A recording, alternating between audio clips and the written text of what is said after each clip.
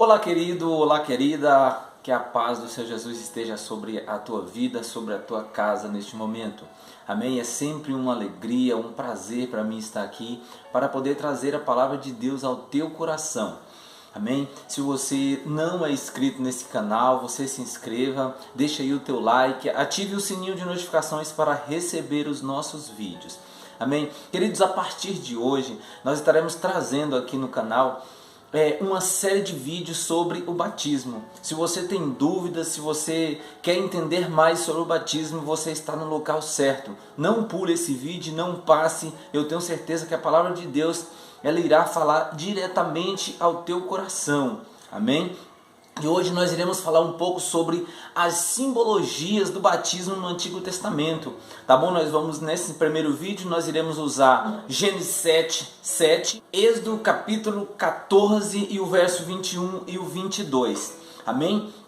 Desde o início aí do Velho Testamento que nós podemos encontrar, irmãos, muitas simbologias, né, do batismo nas águas. Amém? Nesta oportunidade nós iremos falar um pouco sobre o batismo de Noé e toda a sua casa. No segundo nós iremos falar sobre o batismo do povo de Israel saindo aí do Egito. Amém? Mas eu queria ler contigo neste momento, nessa primeira parte, Gênesis no capítulo 7 e o verso é o verso 7. Tá bom? Que diz assim, ó: E entrou Noé e seus filhos, sua mulher e suas mulheres e seus filhos na arca, por causa das águas do dilúvio. Amém?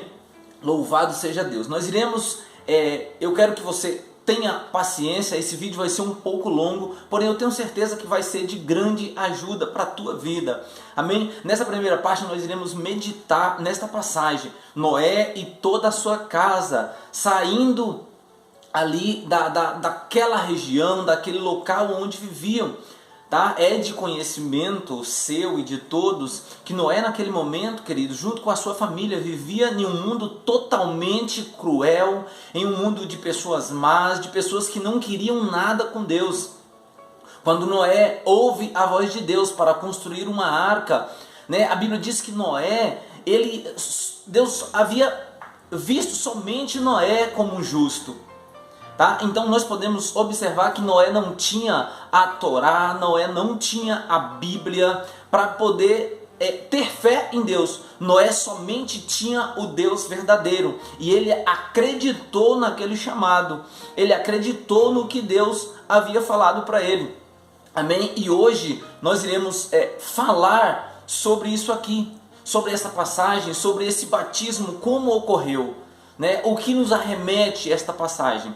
Amém? Então Noé, quando entra na arca, Noé estava indo em direção a uma nova vida.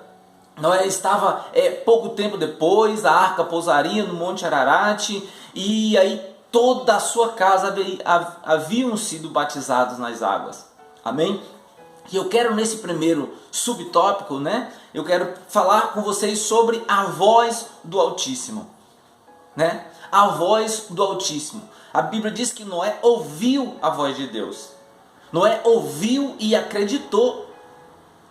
Gênesis 7 diz assim, ó, Gênesis no capítulo de número 7. Depois disse o Senhor a Noé: entra na arca, tu e toda a tua casa, porque és justo diante de mim nesta geração. Que geração era essa? É a geração, como eu falei no início, uma geração corrompida, uma geração perversa. Porém o Senhor dá uma ordem a Noé. E é interessante, queridos, que nós devemos observar isso, que o Senhor dá uma ordem para Noé, porque ele era o quê? Justo. Noé era justo. Não tinha ninguém naquela geração como ele. É importante ouvir e obedecer a voz de Deus.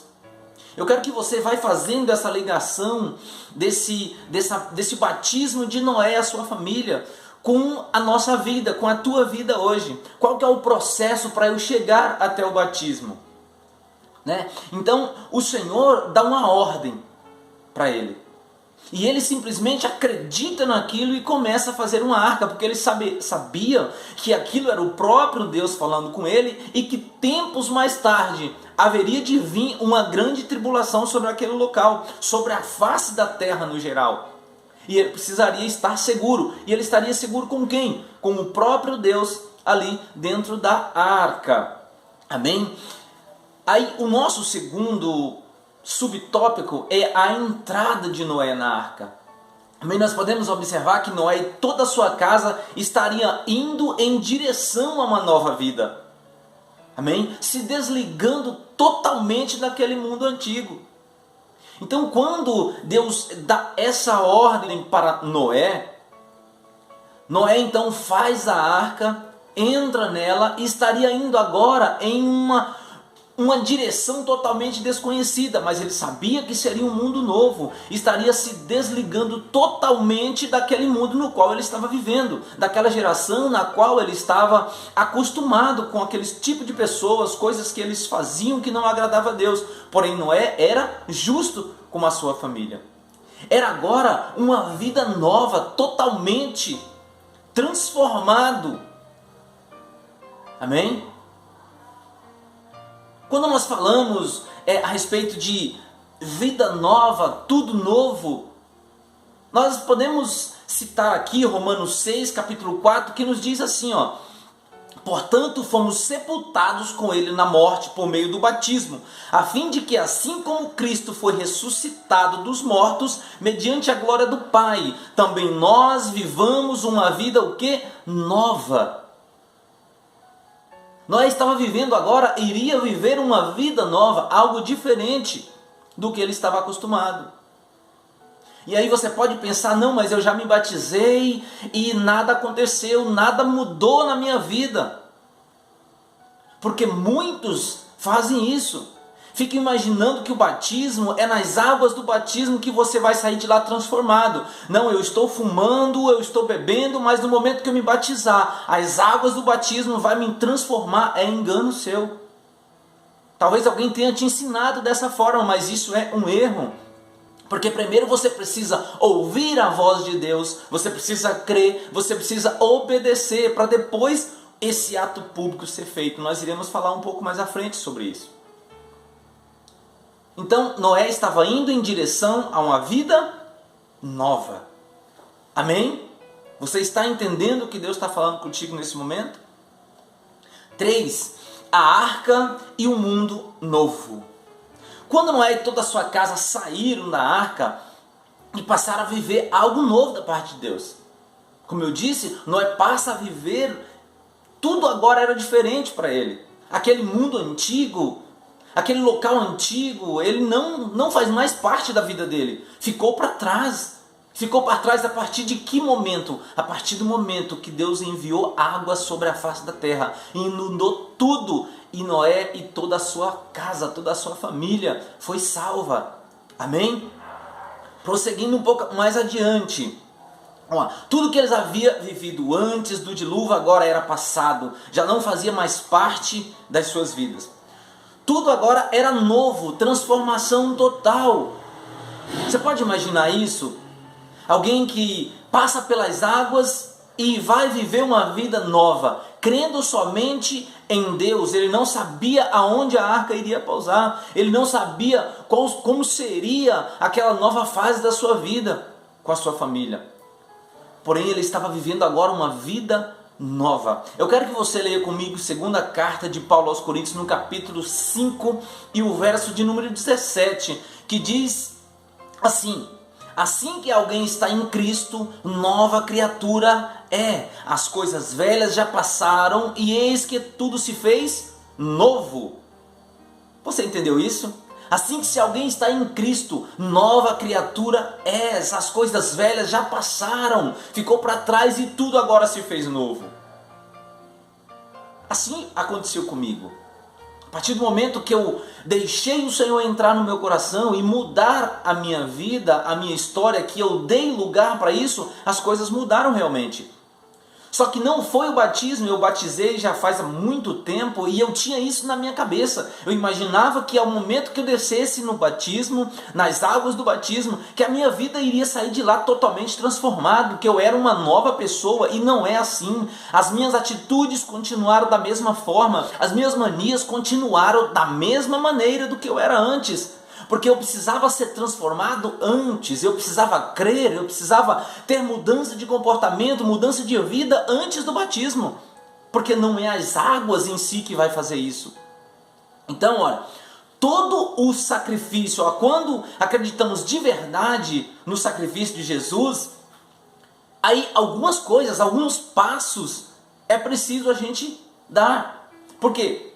Eu posso me batizar sem entender o que significa o batismo, o que é crer, o que é confessar? Não. Porque primeiro você acredita de todo o teu coração que Jesus ressuscitou dos mortos. É assim ou não é verdade?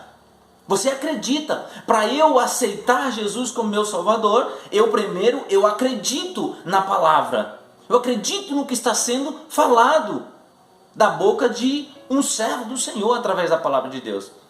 Então, e aí qual o segundo passo? Primeiro você acredita. O segundo, com a tua boca confessa os teus próprios pecados. Pois com o coração se crê para a justiça e com a boca se faz confissão para a salvação. Como podemos ver aqui em Romanos, no capítulo 9, verso 9 e 10, que nos diz assim, a saber, se com a tua boca confessares ao Senhor Jesus e em teu coração creres que Deus o ressuscitou dos mortos, será o quê?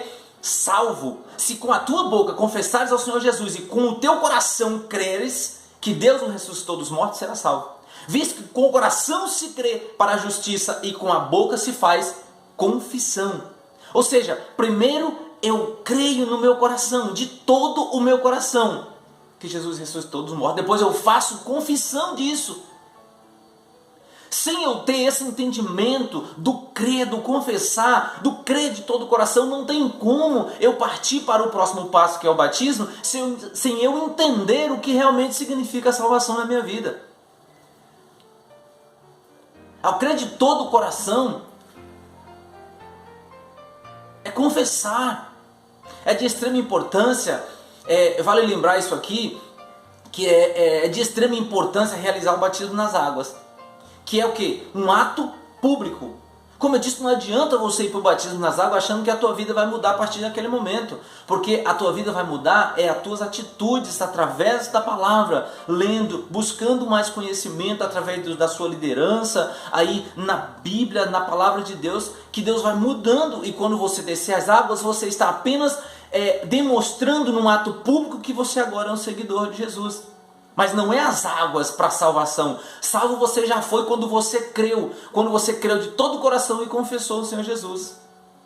Ao longo dos vídeos você vai entendendo, eu quero que você fique aqui, nos acompanhe, que você vai entender bastante sobre o batismo. Amém?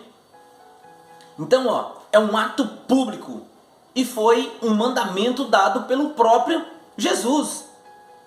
Jesus, ele dá esse mandamento agora, e aí você precisa cumprir isso, demonstrando que agora você é uma nova pessoa. Alguém vai olhar e vai dizer, nossa fulano, mas como você está mudado, nossa fulana, como você está mudada, o que aconteceu?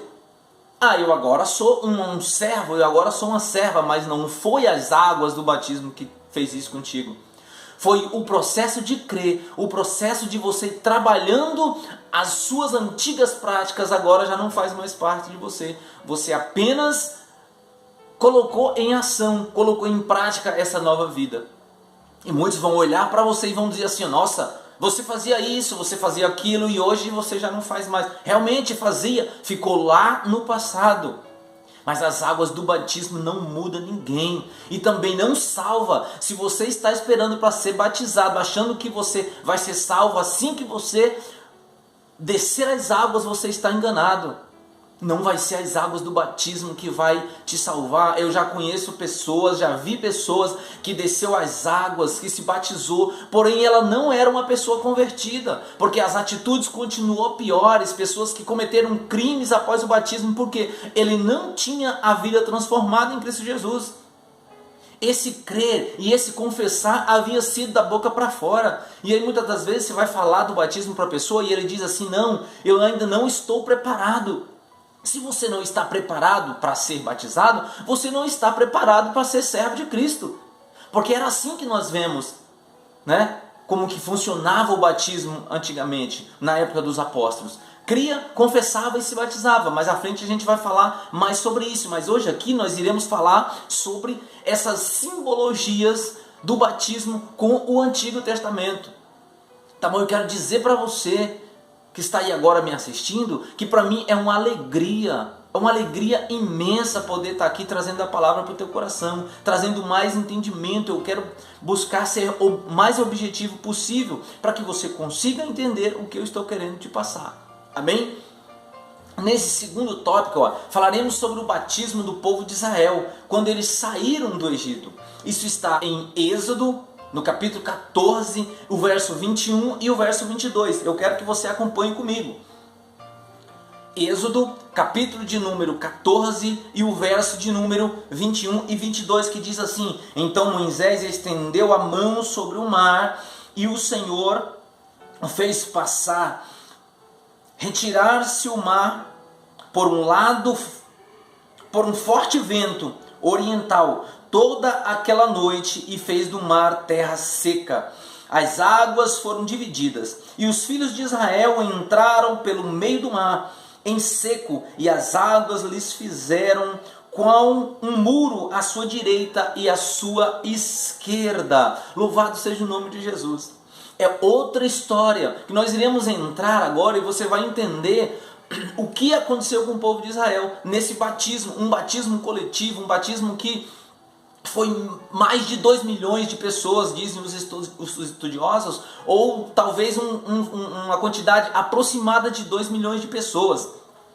Então, vamos analisar que é importante nós observarmos que o povo, eles viviam em um estado de escravidão, trabalhando, sendo escravo para Faraó, e chega um momento que Deus levanta um homem chamado Moisés como um libertador. E é de teu conhecimento, se você não sabe, fique sabendo agora, que Moisés é uma tipologia de Cristo, que Moisés vai como um libertador para libertar uma nação. Então Moisés, como um Cristo, é levantado para libertar um grande povo. E aí você conhece bem a história. Moisés vai lá, diz a Faraó que precisa que o povo vai para adorar o Senhor no deserto, mas Deus havia falado para Moisés, queria endurecer o coração de Faraó para que o povo não saísse. Então é importante a gente observar esses detalhes, que nós vamos entender o que aconteceu aqui nesse batismo. Para a gente entender um pouco melhor, vamos voltar no capítulo 12 e o verso 7, para entendermos um pouco melhor sobre esta passagem. Êxodo capítulo 12 e o verso é o número 7. Qual foi aí a ordem, né? Vamos já começar aqui nesse primeiro tópico, uma ordem expressa de Deus. Então, no capítulo 12 e o verso de número 7, o Senhor diz assim, tomarão do sangue e o porão em ambos os batentes e na verga das portas. Tá? Um pouco mais acima, eu queria ler um pouco mais acima para que você possa ter um entendimento melhor. No capítulo 14, o verso 3 diz assim, e toda a congregação de Israel, ao 10 deste mês, tome cada homem um cordeiro para a sua família, um cordeiro para cada casa. Qual era a ordem expressa de Deus? A família tome um cordeiro. Para que o cordeiro? Esse cordeiro seria sacrificado. Então, essa ordem, as pessoas precisariam fazer conforme Deus havia mandado. Ele ordena que cada família tome um cordeiro ou um cabrito sem defeito. Por que um cabrito sem defeito? O holocausto, todo o sacrifício lá no Antigo Testamento, principalmente a partir daqui do Êxodo, quando nós entramos em Levíticos e em Números, nós vamos ver muito sobre isso. Então o cabrito precisaria ser sem defeito. O cordeiro precisaria ser sem defeito, o novilho precisaria ser sem defeito. E isso, irmãos, eles nos leva diretamente a Jesus. Aquele cordeiro puro, imaculado, que viria e derramaria o seu sangue por causa de mim, por causa de você. Então, a partir daqui nós já começamos a ver uma simbologia entre Moisés, o povo de Israel, o sacrifício, até Jesus. Então, Jesus seria um pouco mais à frente o Cordeiro de Deus que tira o pecado do mundo, como está escrito em João no capítulo 1 e o verso 29, que diz: no dia seguinte João viu Jesus aproximando-se e disse: vejam, é o Cordeiro de Deus que tira o pecado do mundo. Então esse Cordeiro escolhido por Deus, que dá essa ordem para Moisés, nos arremete diretamente para Cristo. O Cordeiro puro, um Cordeiro limpo, um Cordeiro sem defeito, sem pecado, que veio na forma de homem, mas também na forma de Deus, não pecou em nenhum momento, por mais que tenha sido tentado, ele não pecou, continuou firme. Amém? O nosso segundo tópico aí nós vamos ver, olha, o sangue como sinal. Isso aqui é forte demais. O sangue como um sinal. A ordem do Senhor agora era para que o sangue do cordeiro fosse passado nas vergas da porta, nos umbrais ou nos batentes, como queiram, que aquilo ali seria como um sinal. Tá? Quando o anjo da morte viesse, ele iria ver aquele sangue e ele iria passar, não iria entrar naquela casa, porque o sangue do cordeiro estava ali. Quem é o cordeiro? Jesus Cristo. Então o povo acreditou. Muitos não acreditaram, mas a grande maioria do povo de Israel acreditou e fizeram ali aquele sacrifício, mataram o cordeiro, fizeram todo aquele processo que vocês podem observar aqui, ó, a partir do verso 3 do capítulo 14 de Êxodo, vai dizer que se a família fosse pequena, precisaria se juntar duas famílias, porque não poderia sobrar nada daquele cabrito, e tinha que comer com folhas amargas, para eles lembrarem de toda aquele processo que estariam passando lá no Egito. Amém? Olha, o sangue nos umbrais das portas. Olha, isso nos leva... o sangue, né, será um sinal para indicar as casas em que vocês estiverem. Quando eu vier, o sangue passarei adiante. A praga da destruição não os atingirá quando eu ferir o Egito. Êxodo capítulo 12 e o verso de número 13. O sangue será como um sinal. Você consegue imaginar isso?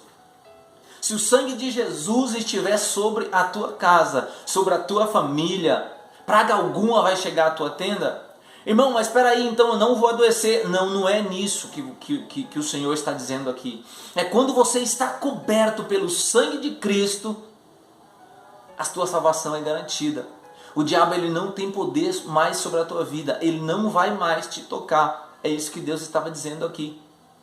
Porque o anjo da destruição, quando ele chegava na casa do povo de Israel, que via o sinal do sangue, ele não entrava, ele ia para a próxima casa. Opa, essa aqui não tem o sinal, então eu posso entrar. E ali matava o primogênito. Na próxima casa, opa, aqui tem um sinal, aqui eu não posso. Porque ali estava a ordem de Deus determinada. Eles não poderiam deixar de fazer isso. Olha, podemos notar, o sacrifício foi feito, a ordem de Deus foi cumprida. Quando se cumpre a ordem de Deus, irmãos, não tem como as coisas darem erradas. Quando se cumpre a ordem do Senhor, ouve a voz de Deus e obedecem, as coisas elas acontecem. Olha, a partir dali, o povo sairia agora para uma nova vida. Sairia da situação de escravo para pessoas livres. Tá? Aí viria uma última parte, agora que seria o maior batismo da história. Aí nós vamos aqui para o nosso terceiro tópico, que é no capítulo 14, o verso 21 e o verso 22. Amém? Eu quero ler contigo esta passagem, capítulo 14, 21 e o 22. Amém? Se você tiver com a tua Bíblia aí, você pode abrir comigo, pode ler, né? Acho que já até lemos no início, mas é bom ler mais uma vez. Então Moisés estendeu a mão sobre o mar, e o Senhor fez retirar-se o mar por um forte vento oriental toda aquela noite, e fez do mar terra seca. As águas foram divididas, e os filhos de Israel entraram pelo meio do mar em seco, e as águas lhe foram qual um muro à sua direita e à sua esquerda. Lemos lá atrás essa passagem, mas é bom nós repetirmos aqui. Ó. O Senhor então abre o mar com o seu grande poder, e o povo começa a entrar, começa a passar pelo meio do mar. Você dá para entender isso? De uma só vez, homens e mulheres, velhos, novos, todos começam a passar pelo fundo do mar. Irmãos, quando eu analiso essa passagem, o fundo do mar é lugar de pavor, é lugar de medo, mas o povo não teve medo naquele momento, porque o Deus Todo-Poderoso estavam com eles ali naquele momento. O Senhor havia abrido o mar para que o povo passasse. Para o povo de Israel naquele momento, eles não estavam pensando no medo do fundo do mar, talvez admirados porque tinha um paredão de água de um lado, um paredão de água do outro. Eles estavam pensando que agora seria uma nova vida, seria uma nova etapa da vida deles. Por mais que eles fossem enfrentar problemas lá na frente, para o povo de Israel era um renascimento. Pessoas ali estavam indo em direção a uma vida totalmente diferenciada, deixando tudo que viveu lá no Egito, deixando tudo que fazia com que eles se entristecessem, ficassem lembrando o que Deus... será que Deus nos abandonou? O que Deus fez conosco? Só que agora eles iriam em direção a uma terra nova, algo novo da parte de Deus. Amém? Por que eu digo isso? Que todo esse povo foi batizado nas águas naquele momento. E foi. Como nós conseguimos comprovar através da palavra de Deus, Paulo escrevendo em sua primeira carta aos Coríntios, no capítulo 10 e o verso 2, olha, em Moisés, todos eles foram batizados na nuvem e aonde? No mar. Então ali foi feito um batismo coletivo, um batismo maravilhoso para uma vida transformada, para uma vida nova. Amém? Quarto e último tópico para terminarmos. Esquecendo o passado. Ao passar para o outro lado, todo aquele povo agora era livres. Tudo que haviam passado, como eu disse lá no início, tinham ficado para trás. Eles iriam em direção à terra prometida, tá? Eles iriam em direção a uma vida totalmente nova, esperando algo novo da parte do Senhor. Olha, eu quero que você reflita comigo que eles primeiro, depois de crer e por último obedecer, tudo se fez o quê? Novo. Creu, obedeceu e tudo se fez novo. O apóstolo Paulo, escrevendo aos Filipenses no capítulo 3 e o verso 13, disse: irmãos, não penso que eu mesmo já tenha alcançado, mas uma coisa eu faço, esquecendo-me das coisas que ficaram para trás,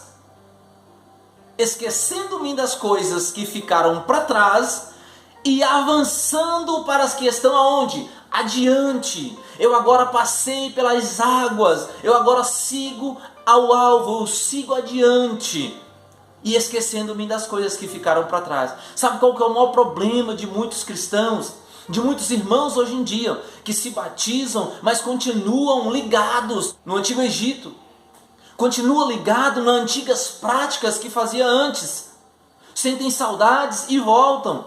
Esse é o maior problema. Mas você precisa crer, você precisa acreditar, você precisa ter essa certeza em teu coração que agora você vai viver uma vida nova. E não é através das águas, é as tuas atitudes. Olha, tudo isso pode e deve acontecer com você a partir do momento em que você acreditar de todo o coração que Jesus Cristo ressuscitou dos mortos e está à destra de Deus. É isso que Ele irá fazer contigo. É mudança de vida, mudança no teu casamento, mudança no teu trabalho, mudança na faculdade, mudança com os teus filhos. Isso vai te fazer ser um marido melhor, isso vai te fazer ser uma esposa melhor, um filho melhor. Mas não é as águas do batismo. Repara que todo esse povo passa pelo meio do Mar Vermelho, sendo batizado nas águas, porém, a partir dali, eles viriam uma nova vida. O que aconteceu com muitos deles? O que aconteceu com a maioria deles? Queriam voltar. Eles, depois de ter passado pelas águas, está aí um diferencial que talvez a gente até cometa muitas das vezes. Não podemos passar nessas águas e querer voltar a praticar as antigas práticas, voltar para o lugar onde estávamos. O povo de Israel fez muito isso, e Deus, ele não permitia. Quando o povo contendia querendo voltar, Deus, ele punia esse povo. Amém? Que Deus possa abençoar grandemente a tua vida, que você possa colocar isso no teu coração, tá bom? Nos próximos vídeos falaremos mais sobre as simbologias que tem com o batismo no Antigo Testamento. Que Deus abençoe grandemente a tua vida e que possa aí esclarecer na tua mente que o teu batismo não vai te salvar, que o teu batismo não vai fazer você mudar de vida. O que vai te salvar é você crer de todo o teu coração que Jesus ressuscitou dos mortos. Amém? Que Deus abençoe grandemente a tua vida e fique na paz do Senhor Jesus.